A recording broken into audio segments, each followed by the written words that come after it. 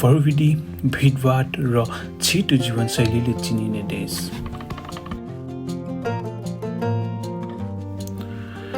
तर त्यही देशको एउटा कुनामा जहाँ समय अलि बिस्तारै बग्छ, जहाँ शान्ति र प्रकृति एकैसाथ महसुस गर्न सकिन्छ, त्यही ठाउँ हो सिमिजु पार्क। दिनदिनैको काम भिडभाडले कहिलेकाहीँ मन अलि थाक्छ। त्यति बेला खासै टाढा जानु पर्दैन।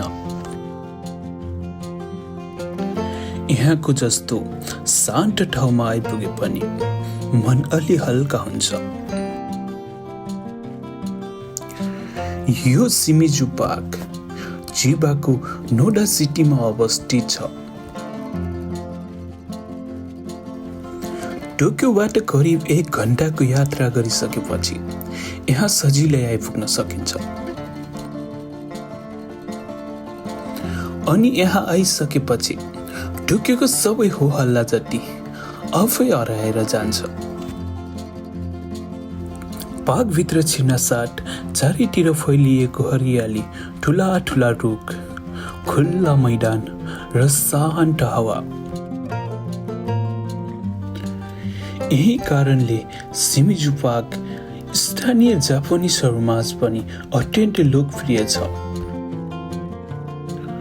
सायद यही हो सिमिजु पार्कको असली सुन्दरता, जहाँ शब्द भन्दा पनि भौँताले धेरै कुरा भन्छ। यदि तपाईहरू पनि जिन्दगीको भागदौड हतारबाट केही टाढा केही समय आफूसँग बिताउन मन लागेको छ भने यो पार्कले तपाईहरूलाई सधैँ खुल्ला मनले स्वागत गर्नेछ।